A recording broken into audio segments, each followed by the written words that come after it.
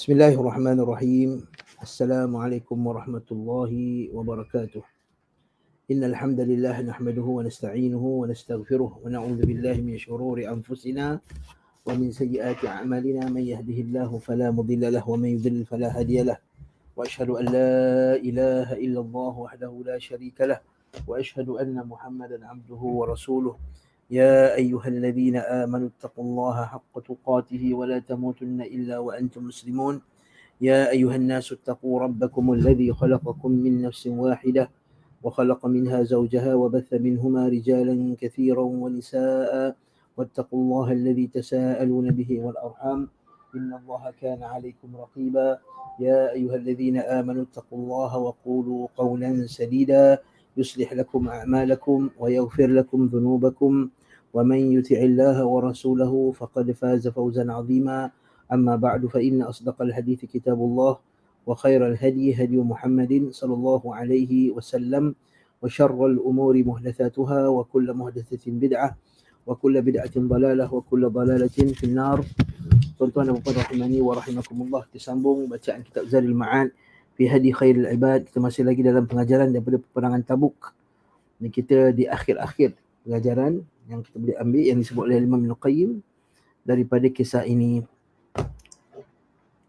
Seterusnya kata Imam Ibn Qayyim rahimahullahu taala, wa fi sururi Rasulillah sallallahu alaihi wasallam bidzalika wa farhihi bihi wastinarati wajhihi dalilun ala ma ja'ala Allah fihi min kamal الشفقة على الأمة والرحمة بهم والرأفة حتى لعل فرحه كان أعظم من فرح كعب والصاحبين. Sukacitanya Rasulullah sallallahu alaihi wasallam akan hal itu, iaitu hal apa? Hal diterimanya taubat. Hal diterimanya taubat taubat Ka'ab. Okey. Jadi sukacita Rasulullah sallallahu alaihi wasallam akan hal itu, iaitu hal taubatnya Ka'ab dan kegembiraan beliau terhadapnya serta berserinya wajah baginda sallallahu alaihi wasallam. Kan masa sikit dalam hadis tersebut bila Nabi dengar je kisah taubat Ka'ab ni, muka Nabi berubah jadi gembira, berseri-seri, bercahaya wajah Nabi SAW. Adalah bukti bahawa semua yang Allah jadikan padanya merupakan kesempurnaan kasih sayang beliau sallallahu alaihi wasallam terhadap umat Islam. Bahkan kita katakan, bahkan pertama sekali kasih sayang Allah Ta'ala pada dia. Wallahu yuridu an yatuba alaikum. Allah Ta'ala yang nak kita bertaubat. Dan kalau kita pasal taubat ni, Allah Ta'ala yang nak kita taubat. Itu nombor satu. Itu yang kita kena tanam dalam kepala kita, dalam hati kita, iman kita, bahawa bila kita bertaubat, pertama sekali Allah Ta'ala yang nak kita taubat. Kehendak Allah Ta'ala secara syar'inya, dia nak kita taubat. Lalu kita bertaubat, lalu dengan kehendak kauni Allah Ta'ala pula kita jadi bertaubat. Maka kat situ ada dua perkara yang patut kita paling bersyukur, amat-amat bersyukur. Apabila kita ni Allah Ta'ala telah taufikkan kita untuk bertaubat. Sebab apa? Dia dua-dua sekali. Satu, kerana kita telah Allah Ta'ala telah memberi hidayah kita kepada pengetahuan tentang kena taubat. Itu kehendak Allah Ta'ala secara syar'i. Betapa ramai orang yang tak tahu yang Allah Ta'ala nak dia bertaubat. Ya Allah Ta'ala suka dia bertaubat. Dan Allah Ta'ala akan menerima taubat dia walaupun macam mana keadaannya. Dan Allah Ta'ala telah memberikan ganjaran yang besar bagi orang taubat. Itu satu. Jadi pengetahuan dia, hidayahnya kepada kehendak Allah Ta'ala secara syar'i itu satu nikmat yang besar. Betapa ramai orang yang bila nak taubat, dia kata, aku dah banyak dosa, Allah Ta'ala tak terima dah dosa, tak boleh ampun dah dosaku. Dia tak sampai kepada kehendak Allah Ta'ala secara syar'i tadi. Bila dia buat dosa pula, dia tidak tahu tentang taubat langsung. Tak tahu tentang fadilat taubat, tak tahu macam nak taubat. Maka satu, bersyukur pada Allah Ta'ala, tanda kasih sayang Allah Ta'ala. Pertama, Allah Ta'ala bagi dia pengetahuan tentang kena taubat. Yang kedua, Allah Ta'ala telah memberi dia hidayah untuk bertaubat. Yang ketiga, Allah Ta'ala telah menjadikan secara kauninya, secara kehendak Allah, secara kauni pada alam ini, iaitu kita termasuk orang yang telah bertaubat kepada Allah Azza wa Jalla. Tiga perkara ni bukti kasih sayang Allah Ta'ala yang Maha Esa, masih Maha Penyayang. Apatah lagi, kemudian Kat sini pula yang kita baca sekarang ni, Nabi SAW pula, bercahaya wajah Nabi SAW menunjukkan betapa Nabi nak sangat hambanya bertaubat. Nabi sangat nak sangat umatnya bertaubat. Ini yang kita selalu baca ayat yang selalu kita ulang-ulang. Laqad ja'akum rasulun min anfusikum azizun 'alaihi ma 'anittum. Laqad ja'akum, telah datang kepada kamu seorang rasul, ja'akum rasulun min anfusikum, rasul di kalangan kamu, azizun 'alaihi ma 'anittum. Nabi ni rasa berat betul terhadap perkara-perkara yang menyusahkan kalian. Dan perkara yang paling menyusahkan, yang memberatkan kita apa dia? Iaitu Nabi rasa sedih bila tengok ada hamba ni yang diberatkan dengan satu benda yang berat. Sama yang satu dunia. Yang dunia ni Nabi tak takut sangat. Tapi masalahnya diberatkan dengan masalah-masalah ukhrawiyah, masalah-masalah agama yang di mana dia tu lalai daripada perintah Allah Azza wa Jalla. Itu lebih besar lagi. Sebab tu Nabi SAW, Nabi tak sedih sangat kalau tengok umat ni miskin. Tapi yang lebih sedih bila tengok umatnya berada di atas dosa dan juga kemaksiatan, kekufuran. Sebab tu dah Nabi SAW bila Ka'ab, ingat tak masa kita baca daripada awal-awal kisah Ka'ab tu, masa Ka'ab pandang Nabi wajah tak ceria pun.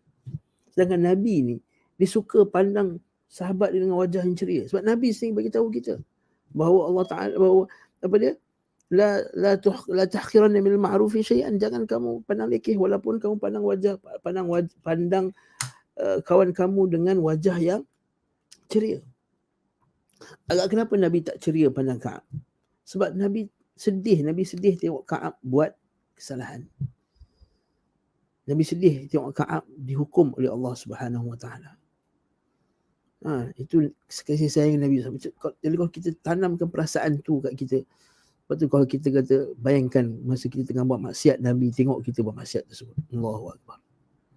Na'udzubillah. Kita ada program yang kita lakukan bainana tu, bagus sebenarnya. Kan? Maksudnya program yang bila ditanya bagaimanakah kalau Rasulullah SAW berada di hadapan kita sekarang, Allahu Akbar.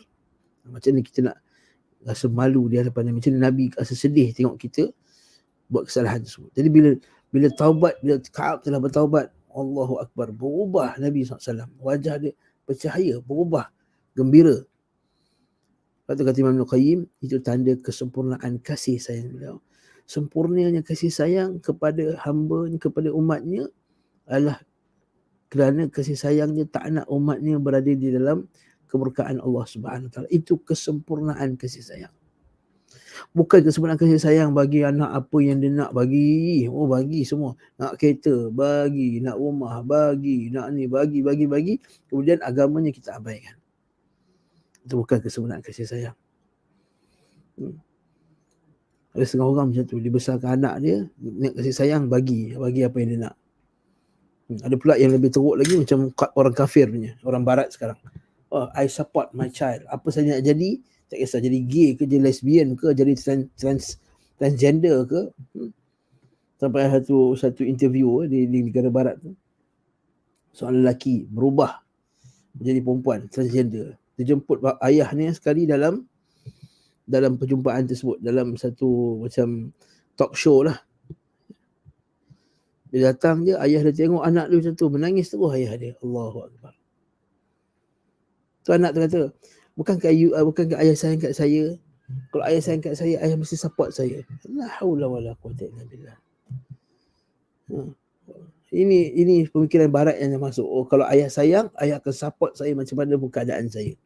Saya kufur kepada Allah Ta'ala pun Allah Ta'ala sayang, ila akhiri. Dengar kisah Nabi Lut. Innahu laysa min ahlik. Bila Nabi Nuh. Bila anak Nabi Nuh tak nak naik kapal tu, Allah kata innahu laysa min ahlik. Innahu amalu ghairu salih.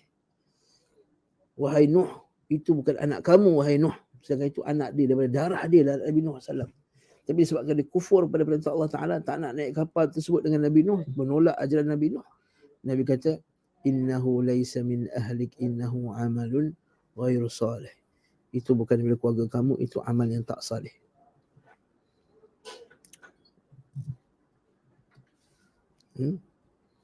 Jadi perhatikan masalah ni betul-betul ya ikhwatul kiram. Bahawa semua yang Allah Ta'ala jadikan padanya merupakan kesempurnaan kasih sayang baginda sallallahu alaihi wasallam pada beliau terhadap umat Islam. Rahmat beliau sallallahu alaihi wasallam dan kelembutan beliau sallallahu alaihi wasallam untuk mereka. Bisa jadi kegembiraan beliau lebih besar daripada kegembiraan Ka'ab beserta kedua rakannya. Boleh kali Nabi lebih gembira lebih gembira tentang taubat saudaranya daripada taubat Ka'ab ni, lebih pada gembiranya Ka'ab tu sendiri. Dan kita kata Allah Ta'ala lebih gembira daripada dia. Dan kita kata dan Allah Ta'ala lebih gembira daripada dia, daripada Nabi SAW. Sebenarnya hadis yang kita biasa dengar kan, hadis dalam kitab, kalau dalam kitab Sahih Bukhari, kisah seorang lelaki, Allah Ta'ala lebih gembira daripada taubat seorang hambanya daripada seorang lelaki yang berjalan bermusafir. Dia musafir, dia bawa di atas kenderaannya makanannya, minumannya, kemudian dia berhenti di sebuah pohon, kemudian dia tidur, kan? Bila dia terbangun, dia tengok kenderaan dia dah hilang. Kenderaan dia dah hilang, makanan dia hilang, minuman dia hilang. Sehinggalah dia mencari-cari tak jumpa. Akhirnya dia dah putus asa. Dia dah duduk bawah pokok dah dalam keadaan menunggu maut. Dan ketika itu tiba-tiba muncul kenderaannya. Punyalah gembira dia sampai dia kata, Allahumma anta abdi wa ana rabbuk. Ya Allah, Tuhanku, semuanya engkau adalah hamba-Ku dan aku adalah Tuhanmu. Dia gembira sangat sampai tersilap ucapan dia. Ya Allah, aku adalah Tuhanmu dan engkau adalah hamba-Ku. Gembira sangat sampai tertukar. Dan kata Nabi SAW, dan Allah Ta'ala lebih gembira pada taubat seseorang hambanya lebih pada gembiranya lelaki tersebut. Dan Allah Ta'ala lebih gembira. Sah. Kerana Allah Ta'ala lebih cinta kepada hambanya lebih daripada cinta seorang lelaki itu, seorang hamba itu pada dirinya sendiri. Sebagaimana kita pernah sebut sebelum ni kan, hadis kisah bagaimana Nabi SAW dengan para sahabatnya dalam satu peperangan, bagi melihat seorang wanita sedang mencari-cari anaknya. Dia cari anak dia tak jumpa, menangis-nangis dia. Akhirnya terjumpa, akhirnya dapat jumpa anak tersebut. Dia peluknya, diciumnya, dirangkulnya dalam keadaan dia menangis-nangis. Sedihnya dia dalam keadaan gembira kerana dapat jumpa anak balik, sayangnya pada anak tadi. Maka Nabi SAW tanya pada sahabatnya, adakah kamu rasa ibu tadi akan memasukkan anak tu ke dalam api? Para sahabatnya, ya Rasulullah, tak mungkin ya Rasulullah. Tak mungkinlah ibu tu akan masukkan anak tersebut ke dalam api.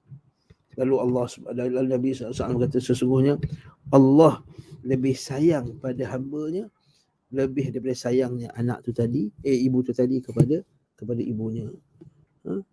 Jadi itulah tuan-tuan Allah. Ini yang kita nak faham betul-betul, bahawa kita taubat ni bukan sebab Allah Ta'ala nak siksa kita. Tak.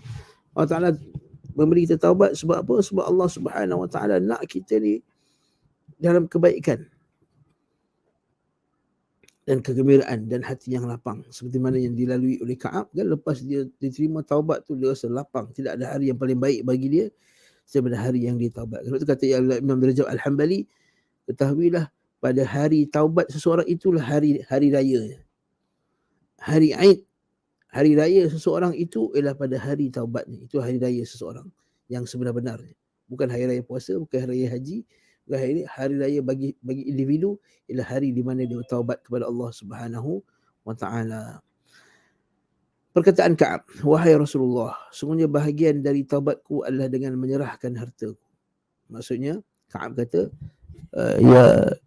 kalau sebahagian daripada taubat aku nak bagi ladang aku ni, sebahagian dari ladang kurmanya. Menunjukkan disunahkan bersedekah dengan harta yang mampu dikeluarkannya ketika bertaubat. Dalil juga kalau nak bertaubat, caranya adalah dengan kita keluarkan duit. Kita banyak sedekah. Moga-moga dengan sedekahnya kita itu, Allah Ta'ala menerima taubat kita. Sabda Rasulullah SAW. Kat sini ada faedah apa? Iaitu antara cara nak taubat adalah banyak bersedekah.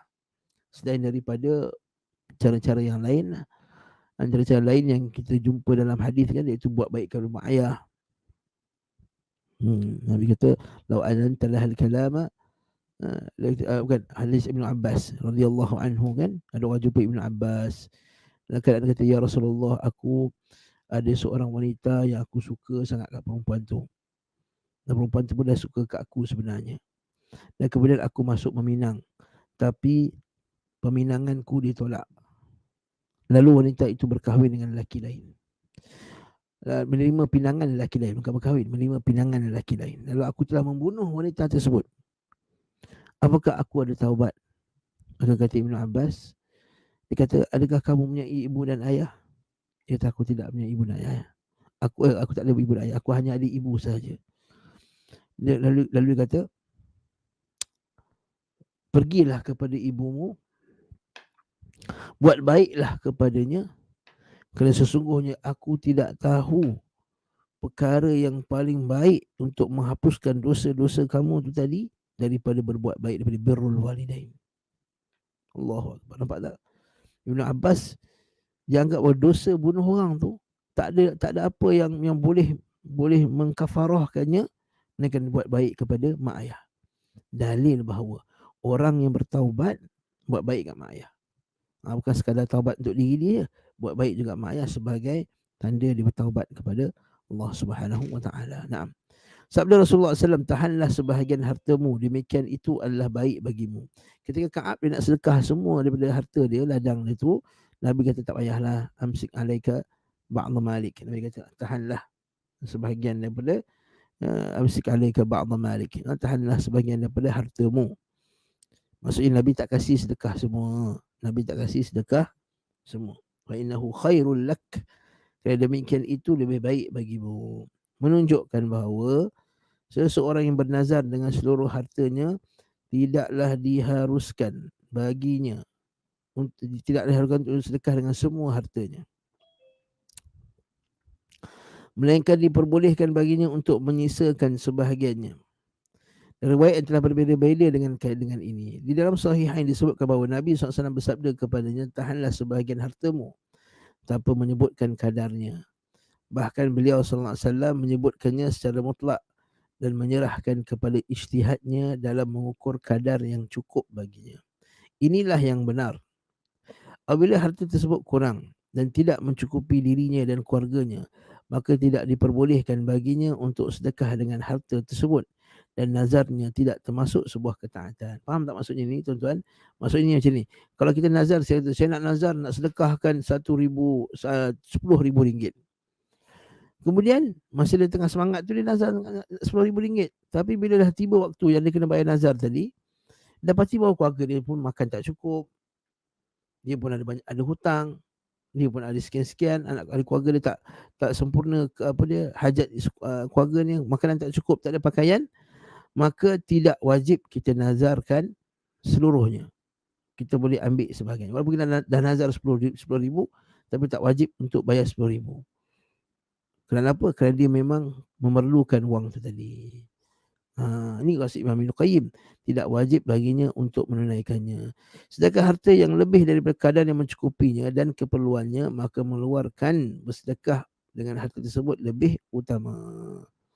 Ya, dan wajib dikeluarkan jika telah menazarkannya. Maksudnya kalau ada duit lebih, baru wajib dinazarkan. Inilah bentuk silogis dalam mazhab Hanabilah, sesuai dengan kehendak-kehendak syariat. Naam.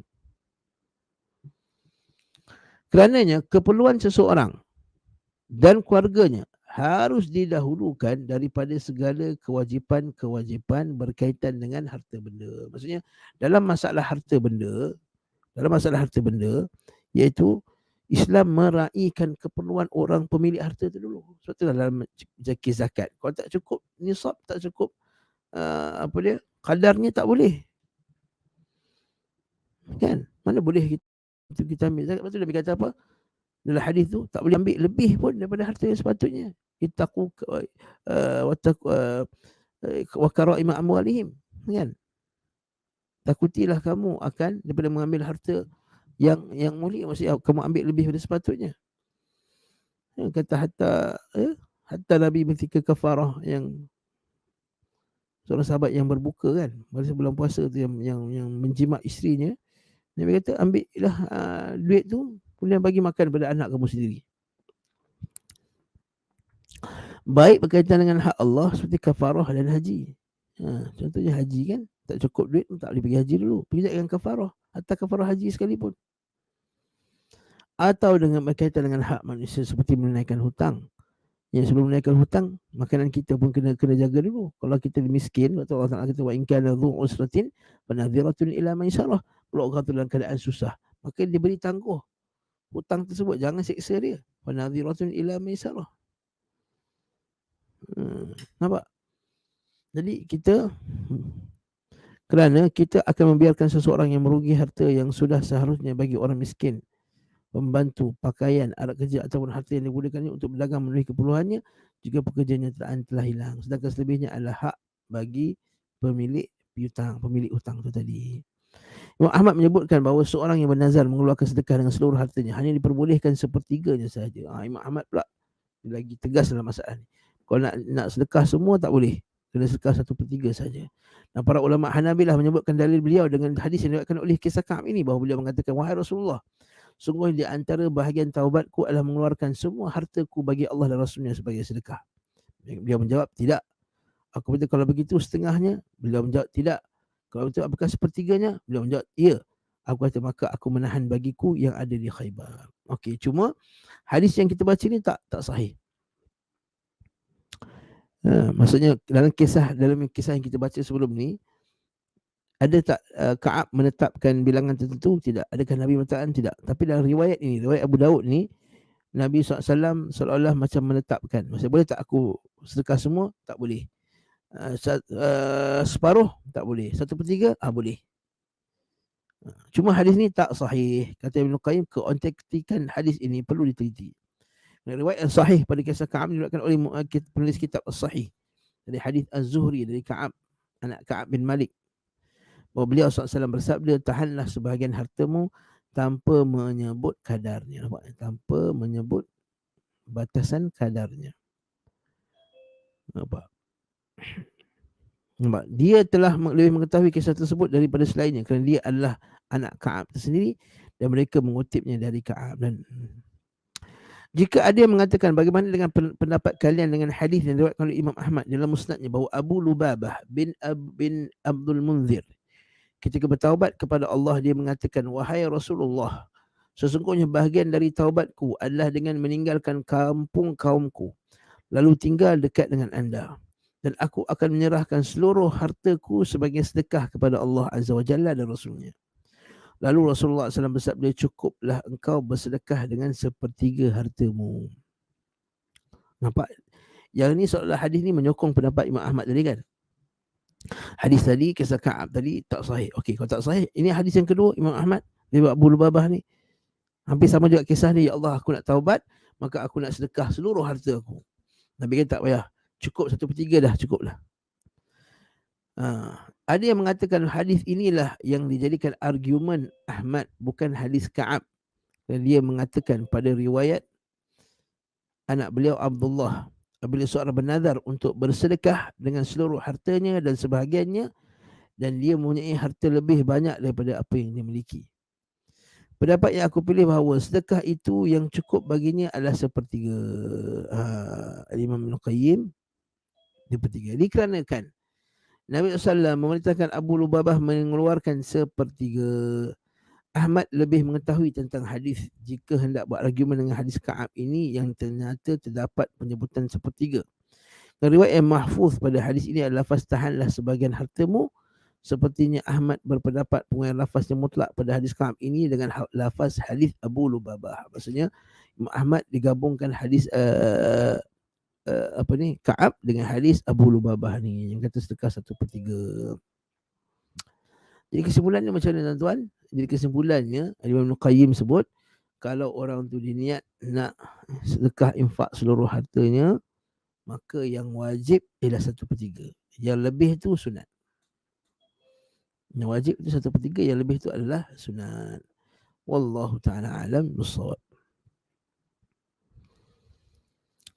Sedangkan sabda beliau SAW kepada seorang yang hendak bersedekah dengan seluruh hartanya dan sebahagiannya sementara dia memiliki hutang yang membebaninya, untuk mencukupkan baginya 1/3 dari hal itu, menunjukkan bahawa nazarnya berlaku sementara dia memiliki tanggungan hutang pada hartanya. Dan jika dia melunasi hutangnya, dia harus mengeluarkan 1/3 hartanya pada hari dia menunaikan nazarnya. Demikian dikatakan oleh Imam Ahmad pada riwayat anak Abdullah, apabila dia telah menghibahkan hartanya dan melunasi hutangnya dan mendapatkan harta lainnya, maka dia wajib mengeluarkan sepertiga hartanya di hari sumpahnya. Maksudnya bila ada duit baru bayar 1/3. Yang beliau maksudkan dengan hari sumpahnya itu hari nazarnya. Pada hari itu diperhatikan kadar sepertiga hartanya, lalu dia mengeluarkannya setelah dia melunasi hutang-hutang. Dengan syarat bayar hutang dulu. Dengan syarat bayar hutang dulu. Hutang manusia dulu. Khalas. Nah. Sambung perkataannya atau sebahagiannya. Yang dimaksudkannya adalah apabila dia bernazar untuk bersedekah dengan hartanya tertentu atau dengan kadar tertentu seperti 1,000 dan semisalnya, maka sudah cukup dia mengeluarkan sepertiga seperti halnya pada nazar sedekah dengan seluruh hartanya. Pendapat yang sahih dari mazhab beliau, keharusan mengeluarkan sedekah dengan seluruh harta yang telah ditentukan. Maksudnya boleh ke, tapi boleh ke tak kalau nak sedekahkan semua? Boleh. Yang wajib 1/3 je. Tapi boleh tak kalau dia nak sedekah semua? Boleh. Maksudnya nak cerita pasal wajib. Kalau wajib 1/3. Tapi nak sedekah semua, tak ada masalah. Macam Abu Bakar As-Siddiq sedekahkan seluruh hartanya untuk agama. Dapat riwayat lain yang bahawa kadar ditentukan jika mencapai sepertiga dari hartanya atau kurang, maka sedekah dengan kadar tersebut haruslah semuanya.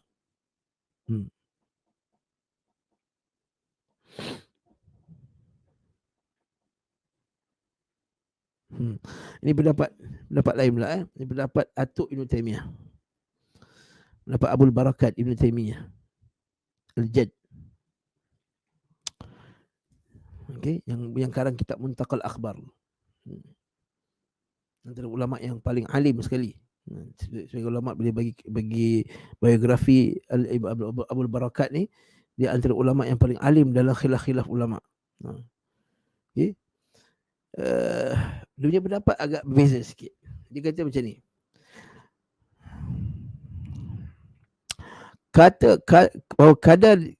Bahawa kadar ditentukan jika mencapai sepertiga dari hartanya atau kurang, maka sedekah dengan kadar tersebut haruslah semuanya. Macam ni. Dia ada duit RM10,000. Dia nazar RM2,000. Apakah dia wajib bayar 1/3 saja? Maksudnya okey, dia bernazar RM3,000. Apakah wajib dia sedekah, dia ambil 1/3 saja, RM1,000? Kita lukis sikit lah. Dia ada RM1,000. RM10,000 lah, banyak sikit lah. Kan? RM10,000. Okey. Bila dia nazar RM2,500 nak sedekah, maka boleh ke Ustaz kata 1/3 kan? Boleh ke dia sedekah 1,400 lah?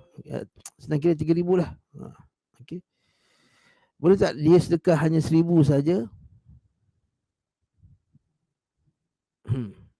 Sebab Ustaz kata 1/3. Kan? Maksudnya 1/3 daripada jumlah dia nak apa tadi, nak yang dia nak sedekah, yang nazar tadi, yang dia nazar untuk sedekah tadi. Maka kata Syekh ini, Imam Abdul Barakat, kata tengok apakah duit yang dia nak nazarkan tu 3,000 ni telah mencapai lebih 1/3 ke atau kurang 1/3. Kalau kurang 1/3, jadi kalau 10,000, 1/3-nya lebih kurang 3,300, betul tak? 3,300. Maka ini kurang 1/3 kan? Maka kalau kurang daripada 1/3, kata para ulama, kurang daripada 1/3, dia tak boleh, harta dia tadi kurang daripada 1/3 daripada keseluruhan hartanya, maka dia wajib bagi semua. Dia wajib bayar semua nazar tu tadi. Kan? Okay. Wajib bayar semua nazar tu tadi. Faham? Tapi kalau lebih, ketika dia nazar 5,000. 5,000 lebih tak dari 10,000? Lebih. Kalau lebih, ketika ni baru diberi pilihan nak buat 1/3 atau nak buat semua. Diberi pilihan. Tapi 1/3 tu wajib. Katakanlah dia 5,000, bahagilah 3. Jadi lebih kurang 1,600, 1,650 lebih. Okey. Kalau faham, insyaAllah. Ini maksud, ini pendapat Abul Barakat Ibn Taymiyah Al-Jadd rahimahullah ta'ala.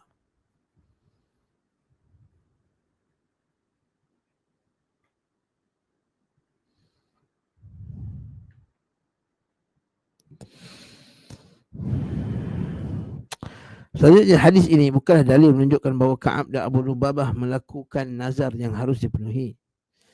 Mereka keduanya mengatakan sesungguhnya di antara bahagian taubat kami adalah menyerahkan harta kami. Maksudnya sebahagian ulama pula dia berpendapat bahawa Ka'ab bukannya nazar, dia cakap je.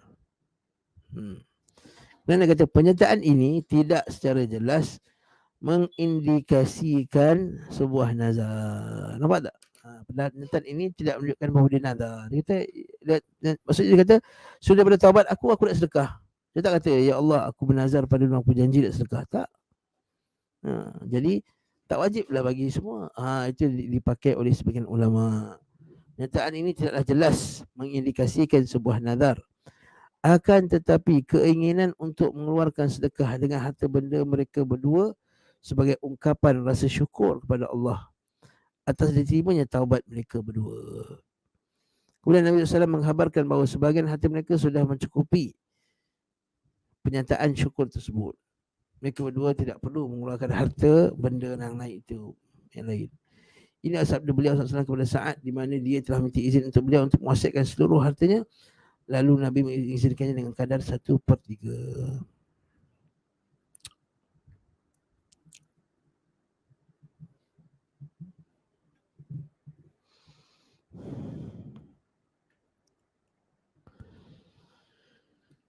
Jika ada mengatakan kesimpulan ini tertolak dengan dua hal. Pertama, sabda beliau SAW sudah mencukupi bagimu, di mana kecukupan hanya digunakan untuk satu yang wajib. Faham tak maksudnya apa ni? Dia kata benda tu bukan sunat lah, benda tu wajib. Sebab kalau sunat, tak bagi langsung pun tak apa. Betul tak? Kalau sunat, tak bagi langsung pun tak apa. Tapi Nabi kata 1/3 cukup bagimu. Seolah-olah benda tu bukan sunat, benda tu wajib. Kedua, bahawa larangan beliau SAW mengeluarkan sedekah lebih 1/3 menunjukkan bahawa hal tersebut bukan termasuk peribadatan. Syarak sama sekali tidak akan menghalangi suatu peribadatan. Dan nazar kepada sesuatu yang bukan peribadatan tidak diharuskan untuk dipenuhi. Faham tak maksud dia? Okey. Nabi larang keluar sedekah lebih 1/3. Menunjukkan bahawa benda tersebut bukannya ta'abud. Bukannya benda yang ta'abudi, bukan benda yang tak boleh pegang, yang maksudnya tak boleh, bukan benda ibadat. Dia benda yang harus dia buat. Kan? Kalau syarat dia takkan halang orang buat ibadah. Dan nazar kepada sesuatu yang bukan ibadat, sedangkan nazar kalau bukan ibadat tak wajib kita lakukan. Sebab syarat nazar mesti ibadat. Tuan-tuan belajar kan kitabun nazar? Kitabun nazar, nazar yang kita nak buat tu mesti ibadat. Kalau nazar yang lain tu nazar sia-sia. Walaupun wajib dilaksanakan tapi sia-sia. Contohnya nazar nak botak kepala, nazar nak berjalan dari KL sampai ke Ipoh. Nazar juga wajib tak dipenuhi, wajib. Tapi bukan peribadatan, ini tak dituntut.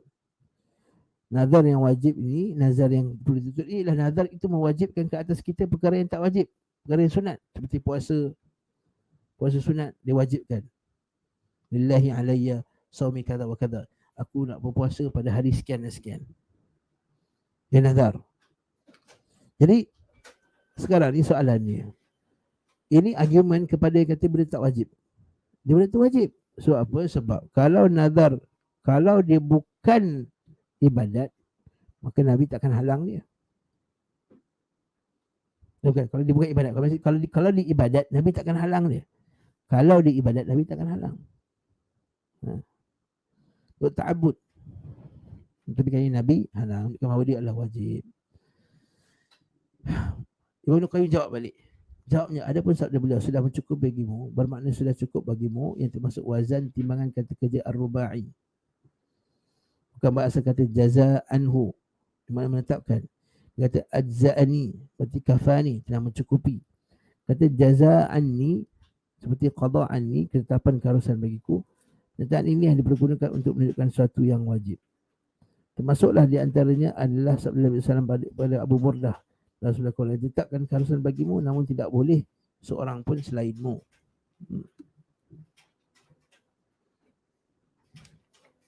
Itu bahasa Arab.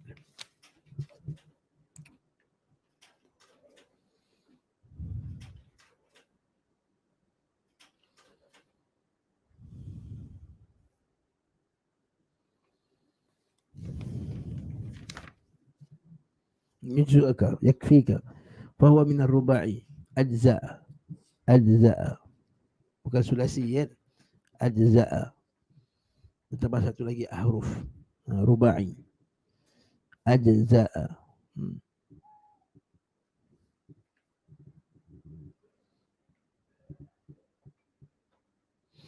فهو بمعنى يكفيك، فهو من الرباعي وليس من جزاء عنه أي قضى عنه. ويقال أجزأني إذا كفاني، وجزاء عني إذا قضى عني، وهذا هو الذي يستعمل في الواجب. ومن قال سلام لأبي بردة في الأضية تجزي عنك ولن تجزي عن أحد بعدك.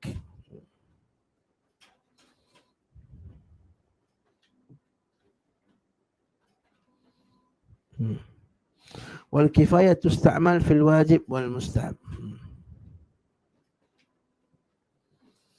نعم.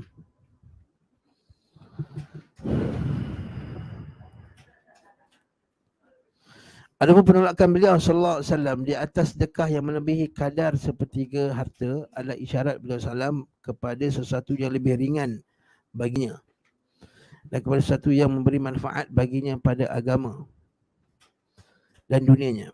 Kerana jika beliau sallam membolehkan baginya untuk mengeluarkan seluruh hartanya, nah dia tidak akan sabar atas kemiskinan dan kehampaan harta. Maksudnya Nabi bukannya tak nak bagi dia sedekah semua, tapi takut nanti bila dia kena miskin, nanti dia rasa lemah, rasa sedih.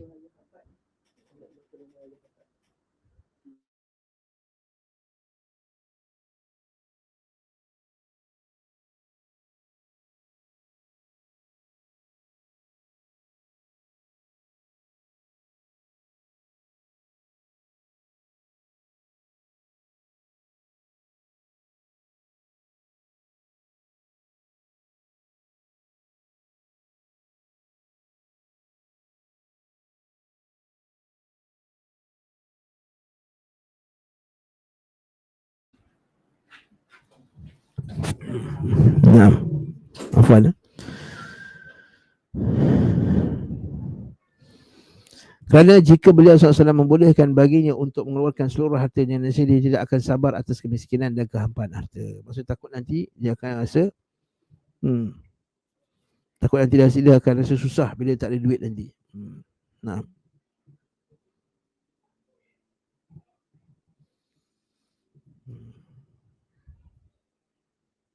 Nah, dan kadang tidak ada harta, takut tak boleh sabar. Maksudnya bila orang tu tengah semangat, dia nak buat macam-macam, nak sedekah semua. Bila dah hilang semangat tu nanti, bila dia rasa nanti dia perlukan duit, masa nanti dia terpaksa susah payah minta-minta dan seumpama dengannya, takut nanti dia akan menyesal di atas perbuatan taubat tu tadi. Sedangkan agama tak suka kita ni menyesal buat ibadat. Jadi kita tidak menyesal buat ibadat tu, jangan buat benda yang luar dari kemampuan kita. Sebagaimana halnya seorang yang datang kepada beliau SAW dengan sekantung dirham untuk disedekahkan, maka beliau SAW menolaknya dan tidak menerimanya kerana takut orang tersebut menjadi fakir dan tidak akan bersabar. Itulah. Ustaz, kata orang semangat, Ustaz saya nak sedekahkan semua harta saya untuk madrasah. Tak apa, jangan bagi semua. Bagi yang mana yang perlu je. Mana yang perlu je. Kan? Dia seorang nak infak, dia nak infak semua. Oh, kita kata jangan simpan dulu. Kamu dekat mana tahu kamu memerlukannya. Biar disimpan. Ini diriwayatkan dalam hadis bawah ni. Nampak tak? Hadis riwayat Abu Daud dari hadis Jabir bin Abdullah, dia mengatakan ketika kami berada di sisi Rasulullah SAW, seorang bawa emas seperti butir telur. Lalu dia kata, wahai Rasulullah, aku mendapatkan barang tambang ini, maka ambillah sebagai sebuah sedekah. Aku tidak memiliki selain barang ini. Maka Rasulullah menolak mengambilnya. Kemudian datang dari balik sisi kanannya dan mengatakan sama dengan itu. Maka Rasulullah menolaknya. Lalu datang dari sisi kiri Rasulullah SAW, lalu menolak mengambilnya. Lalu datang daripada arah belakang. Maka Rasulullah menolaknya. Maka Rasulullah mengambilnya. Kemudian beliau melemparkannya. Sekiranya emas tersebut mengenainya, saya akan menyakiti atau mencederainya. Datang dari belakang, Nabi ambil, Nabi baling pula. Rasulullah bersabda, seorang ini anda kalian membawa segala yang memilikinya lalu berkata hati ini adalah sedekah. Kemudian dia akan duduk meminta-minta kepada orang. Sebab baik sedekah adalah yang datang dari harta keperluan yang lebih. Oh, insya-Allah. Nah. Okey. Abda biman ta'ul. Nampak ni pula. Para perawi ni sekolah pada bab ini juga diriwayatkan oleh Abu Hurairah. Sebaik-baik sedekah adalah datang dari harta keperluan yang lebih. Dan dahulukan yang menjadi tanggungan anda. Maksudnya kalau kita ni sedekah mana yang kita lebih lah. Mana kita ada lebih, kita sedekah. Cumanya nak bagi tahu tak? Betul. Kita sedekah harta yang lebih. Tetapi lebih tu macam mana? Kadang-kadang orang tu dah rumah dah besar, istana dah apa, kereta dah 4. Apa tak sedekah ni? Kita sedekah mana lebih? Saya punya ni cukup-cukup je. Itu salah juga tu. Tak kena juga. Lebih tu maksudnya kalau kamu ada 4 kereta, 3 tu dah lebih lah. Satu untuk kamu, bayangkan kalau bantal pun, tilam pun, Nabi kata dalam hadis riwayat Ahmad, satu tilam untukmu, satu tilam untuk isterimu, satu tilam untuk anakmu, dan satu tilam itu untuk syaitan. Bayangkan kalau lebih tilam pun yang kita tak perlu, dan sengaja je kita nak beli untuk syaitan, kata Nabi SAW. Bayangkan kalau yang lain, kalau tilam, bayangkan kalau kereta. Betul, kita hati-hati juga lah pada orang yang kaya, kadang yang terlalu kaya kan, rumah dia ada 10 Rolls Royce apa. Saya ada koleksi Ferrari. Dia bangga letak dalam almari rumahnya. Saya ada koleksi beg Birkin susun, kasut seumpama dengannya. Ya betul, itu duit anda boleh beli, tapi kena ingat itu juga termasuk daripada kelebihan harta yang Allah Ta'ala akan tanya nanti. Okey. Dan itu termasuk harta yang kita kena sedekahkan. Naam. Wallahu a'lam bissawab. Okey, wallahu ta'ala a'lam bissawab. Nak berjaga-jaga je. Kita tak kata haram, tapi kita berjaga-jaga.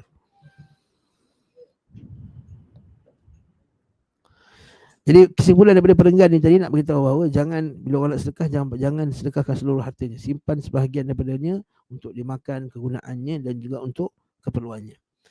Dapat dikatakan pula, dan inilah pendapat yang lebih tepat insya-Allah, bahawa Nabi SAW memperlakukan masing-masing orang yang menginginkan sedekah dengan hartanya sesuai dengan keadaan orang tersebut yang beliau ketahui. Maksudnya, Ustaz, ada orang yang Nabi tak terima langsung, macam kes tadi, Nabi tak terima 1/3 pun Nabi tak ambil benda emas dia.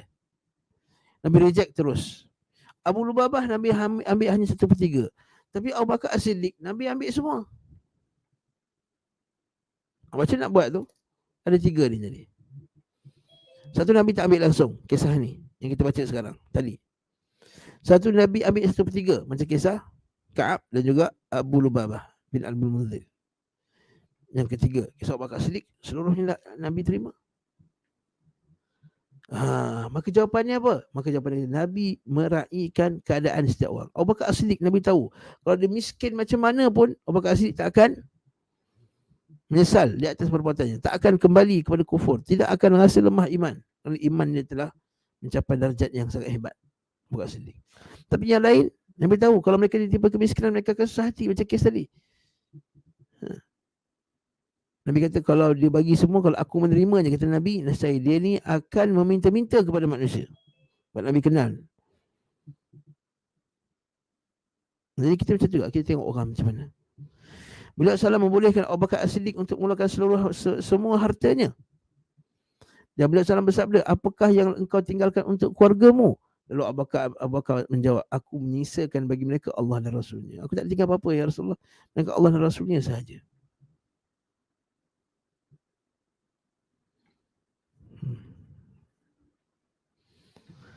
Namun Rasulullah SAW tidak mengingkarinya. Beliau salah juga membenarkan sedekah Umar dengan setengah hartanya. Namun beliau salah menolak sedekah orang yang bawa sekantung dirham untuk sekantung dirhamnya, sedangkan Abu Bakar dan Umar nak bagi separuh, Umar seluruh. Demikian juga beliau SAW berkata, tahanlah. Jadi tidak ada penentuan harta yang dikeluarkan harus sebanyak 1/3. Sangatlah lemah pernyataan bahawa harta yang disimpan oleh Ka'ab adalah 2/3 lebih banyak daripada apa yang dikeluarkannya berdasarkan lafaz ini. Jadi seolah Ibn Qayyim nak kata apa dia? Tak ada masalah kalau nak bagi semua pun tak apa. Cuma dia meraihkan hal-hal orang tersebut. Itu je. Rasulullah bersabda kepada Abu Lubabah, cukuplah bagimu 1/3. Hadis ini tidak kontradiktif. Berdasarkan hal ini, barang-barang siapa yang bernazar dengan seluruh hatinya, dia dapat menahan harta yang diperlukan untuk dirinya dan keluarganya, dan tidak diperlukan bersamaan dengan hal tersebut pertanyaan orang-orang tentang masa kehidupan mereka dan modal harta, ataukah tanah yang dipersewakannya atau tanah dikerjakan oleh pekerja yang mencukupi keperluan mereka, dia cukup mensedekahkan sisa hartanya. Wallahu ta'ala. Maksudnya apa? Harta yang belum didapat lagi, tanah tengah usaha lagi, tak usah kira lagi, kira yang tengah dah dapat hasil. Wallahu a'lam bissawab. Sama sekali lagi. Rabi'ah bin Abdurrahman. Rabi'ah bin Abdurrahman mengatakan dia diperbolehkan bersedekah sebatas kadar zakat, sedangkan selebihnya ditahan. Ini pendapat sebahagian ulama. Jabir bin Zaid mengatakan apabila nilainya 2,000 atau lebih, maka dia mengeluarkan 1/10-nya. Jika nilainya 1,000 atau kurang, maka dia mengeluarkan 1/7-nya. Jika nilainya 500 atau kurang, maka dia mengeluarkan 1/5-nya. Abu Hanifah mengatakan dia boleh bersedekah dengan seluruh hartanya yang wajib dikenakan zakat. Adapun harta yang tidak wajib dikena zakat, maka terdapat dua riwayat. Pertama, dikeluarkan; kedua, tidak wajib dikeluarkan sedikit pun. Asy-Syafi'i mengatakan dia haruskan mengeluarkan seluruh hartanya. Dalam mazhab Syafi'i tak. Kalau dia dah nazar semua, dia wajib keluarkan semua. Cuma mazhab Syafi'i kata kalaulah dia perlukan masa tu, dia boleh tangguhkan bayar kemudian. Itulah mazhab Syafi'i kata. Mazhab Syafi'i kata tak perlu nak kena, mazhab Syafi'i tidak menetapkan kalau dia nak dah nazar seluruh hartanya, dia kena bayar 1/3 saja. Tidak. Mazhab Syafi'i kata dia kalau dah nazar seluruh hartanya. Cuma dalam mazhab Syafi'i kata kalau dah dia perlukan, dia boleh menangguhkan nazarnya. Dia boleh tangguhkan nazarnya. Maka tak perlu dah sampai dia tak makan, tak minum ila akhiri. Malik Az-Zuhri dan Ahmad mengatakan dia bersedekah 1/3-nya. Beberapa ulama mengatakan dia hanya diwajibkan membayarkan senilai kafarah sumpah sahaja. Ini kalau nak langgar kafarah, nak langgar sumpah tu tadi. Wallahu ta'ala alam bissawab. Ini kesimpulan perenggan yang terakhir ni, kesimpulan pendapat-pendapat para ulama dalam masalah ni. Okey, wallahu ta'ala alam bissawab. Kandungan ke-47, keagungan nilai kejujuran serta ketergantungan kebahagiaan dunia dan akhirat dari keburukannya keduanya dengan kejujuran. Nampak ni, keagungan nilai jujur, as-sidq.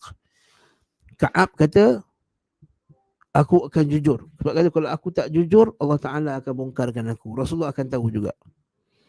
Jadi dia tahu kebahagiaan di dunia dan di akhiratnya tergantung pada kejujuran imannya kepada Allah dan Rasulnya. Maka sebab itu dia sanggup menerima hukuman walaupun dia sanggup menerima hukuman agar Allah Ta'ala memberi dia kebahagiaan dunia akhirat dengan menerima taubatnya. Ini maksudnya tawakal betul-betul pada perintah Allah Azza wa Jalla. Tak apalah, aku biar tanggung, tapi janji aku jujur dengan Allah Ta'ala. Tidaklah Allah mencelakakan orang-orang yang celaka kecuali kerana kedustaan. Allah musta'an. Kerana kadhib, dusta. Allah SWT telah merintahkan kepada para hamba-Nya orang beriman untuk jujur. Ya ayyuhalladzina amanu taqullaha wa kunu ma'as sadiqin. Wahai orang beriman, bertakwalah kamu kepada Allah dan jadilah bersama orang-orang yang sadiqin. Allah Ta'ala telah membagikan makhluk menjadi dua golongan, orang yang berbahagia dan orang yang sengsara. Allah menjadikan orang yang jujur dan membenarkan sebagai golongan yang berbahagia. Jujur ni sadiqan.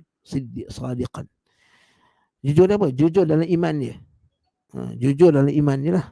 Maksudnya. Dan membenarkan sebagai golongan orang yang berbahagia. Sementara orang yang sengsara adalah mereka yang berdusta dan mendustakan. Iaitu al-kadhib wal-mukadzib. Al-kadhib iaitu apa dia? Orang yang dusta, menipu dan mendustakan, iaitu menolak kebenaran.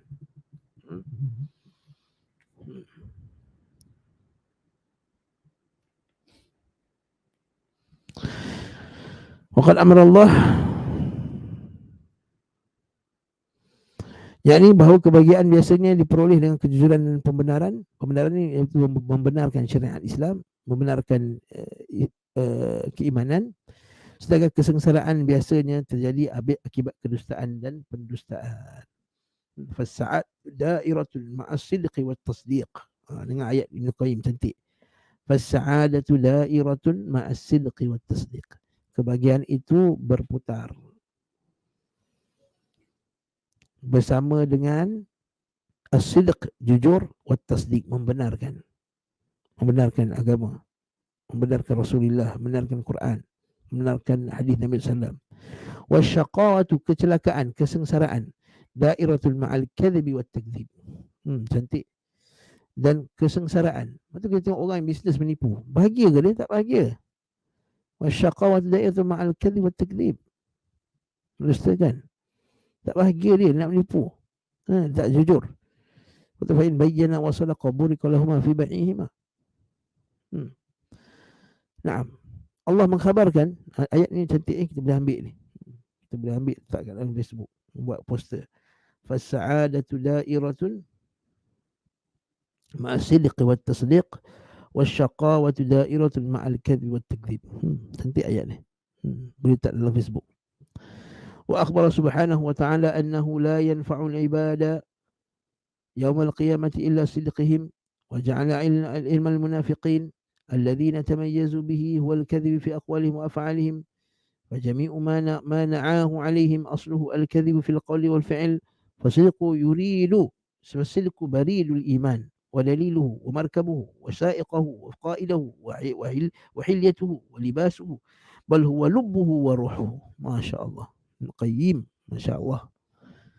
القيم ما شاء الله. Wama adraka Ibn Qayyim. Allah SWT mengkhabarkan bahawa tidak ada yang memberi manfaat bagi seluruh hamba pada hari kiamat kecuali yang kejujuran mereka. Allah menjadikan ciri-ciri kaum munafik yang dapat membedakan mereka tiadalah lain adalah kedustaan pada semua perkataan dan perbuatan mereka. Maka seluruh perilaku yang mereka tunjukkan dasarnya adalah kedustaan pada perkataan dan perbuatan. Kejujuran adalah ketetapan iman, bukti nyata iman, penyusun keimanan, penuntun keimanan, dan pengarah keimanan. Hiasannya, pakaiannya, bahkan kejujurannya adalah inti dan roh iman. Masya Allah. Betul, Nabi kata, boleh tak, orang tanya Nabi, ya Rasulullah, boleh tak orang beriman mencuri? Boleh. Boleh tak orang beriman berzina? Boleh. Boleh tak orang beriman menipu? Tak. Tidak. Sedangkan kedustaan adalah jalan menuju kekufuran dan kemunafikan. والكذب بريد الكفر والنفاق ودليله ومركبه وسائقه وقائله ورهلته ولباسه ولبه فمضادة الكذب للإيمان كمضاد الشرك للتوحيد. الله أكبر. Sedangkan kedustaan adalah jalan menuju kekufuran dan kemunafikan. Bukti keberadaannya, macam bukti adanya sifat munafik dengan membohong. Penyusunnya, iaitu yang menyusun, yang menyebabkan orang itu jadi munafik adalah dusta. Penuntunnya yang guide orang munafik, pengarah kekufuran, penyuruhnya, hiasannya bagi orang munafik. Hiasan orang munafik ialah dusta. Pakaian orang munafik ialah dusta. Walinya, pelindung orang munafik ni ialah orang penipu-penipu belaka. Sebab tu orang munafik dia suka orang penipu. Kontradiksi adalah kedustaan pada keimanan bagaikan kontradiksi kesyirikan dan tauhid. Maksudnya bertembungnya tipu dengan jujur ni macam syirik dengan tauhid. Kedustaan dan keimanan tidak mungkin bersatu, melainkan salah satunya akan mengusir yang lainnya, kemudian akan menempati tempatnya. Allah Subhanahu Wa Taala menyelamatkan ketiga sahabat dalam kisah ini berkat kejujuran mereka, yang lainnya dari orang-orang yang melanggar kerana kedustaan mereka. Maksudnya orang munafik lain, Allah Taala tak ampunkan. Maka merupakan nikmat Allah bagi seorang hamba setelah Islam yang lebih utama berupa nikmat kejujuran yang merupakan intisari Islam dan juga roh kehidupannya. Tidaklah Allah memberi cubaan yang lebih berat daripada kedustaan yang merupakan penyakit dan perosak Islam. Allahul musta'an. Allahul musta'an.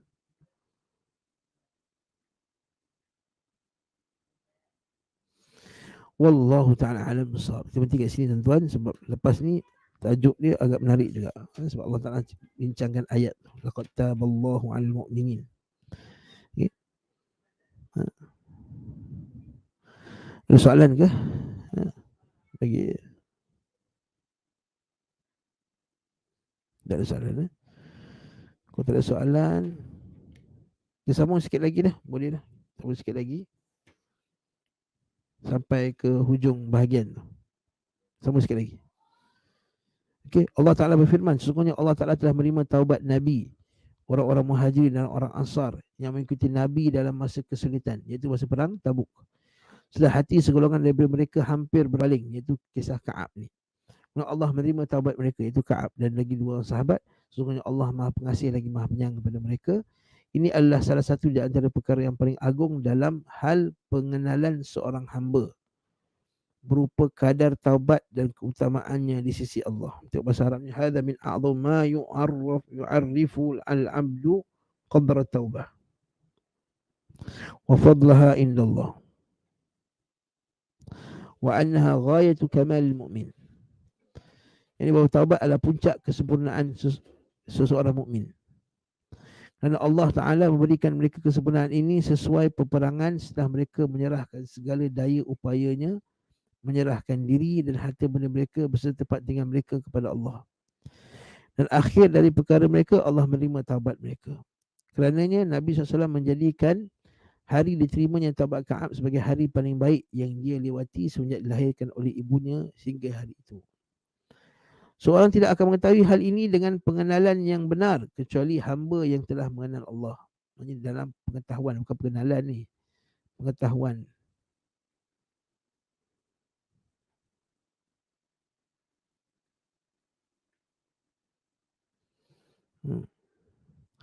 Kecuali orang yang benar-benar telah mengenal Allah Ta'ala. Maksudnya al-arif billah, mengenal hak-hak Allah atas dirinya, mengenal sesuatu yang sepatutnya baginya berupa peribadatan kepadanya, mengenal dirinya, sifat-sifatnya dan segala perbuatannya. Bahawa ubudiyah, peribadatan yang dikerjakannya dibandingkan dengan hak Rabbnya atas dirinya bagaikan setitis air di lautan. Maksudnya perhambaan dia yang patut dibuat banding apa Allah Ta'ala bagi kat dia hanya seperti setitis air di lautan. Maksudnya sikit sangatnya apa yang kita buat ni untuk Allah Ta'ala. Maksudnya ini berlaku jika dia selamat dari kesalahan yang zahir maupun yang batin. Maha suci Allah yang tidak melapangkan bagi setiap hambanya selain keampunan dan maghfirahnya. Apa ayat ni? Terjemahan ni kan pening ni, terjemahan ni. Tengok dulu.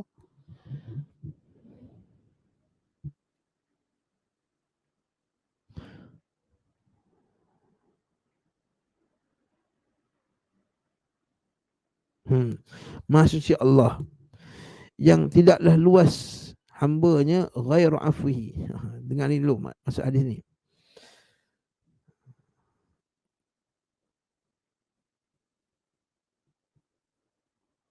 Maha suci Allah man la yasi'u ibadahu ghairu afwihi maghfirati. Maksudnya maha suci Allah yang tidak melapangkan bagi setiap hamba selain ampunan dan maghfirahnya.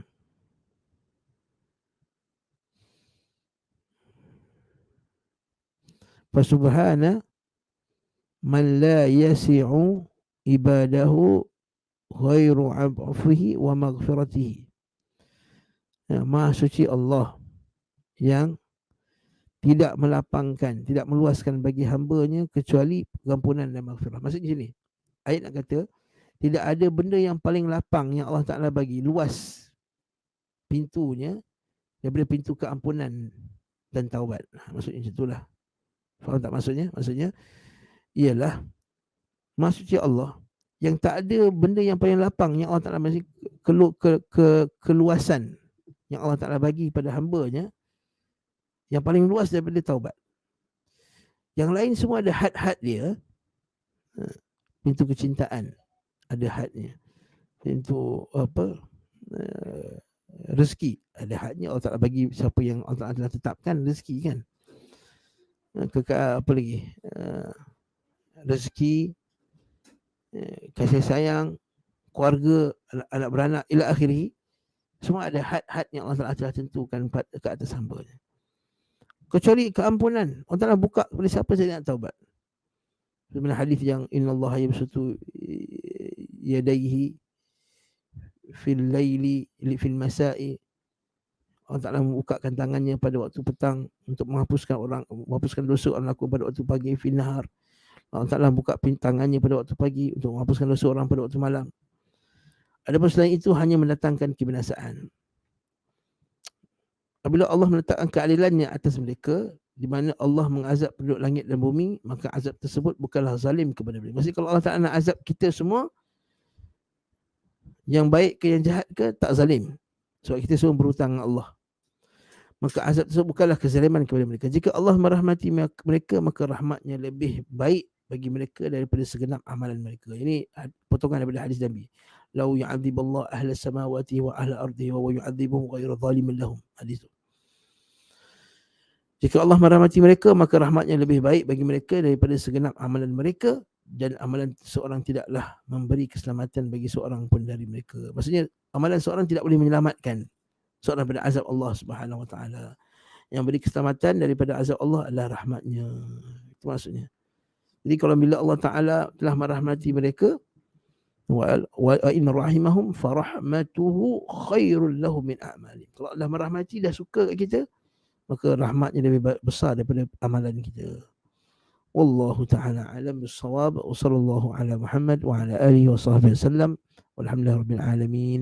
Assalamualaikum warahmatullahi wabarakatuh.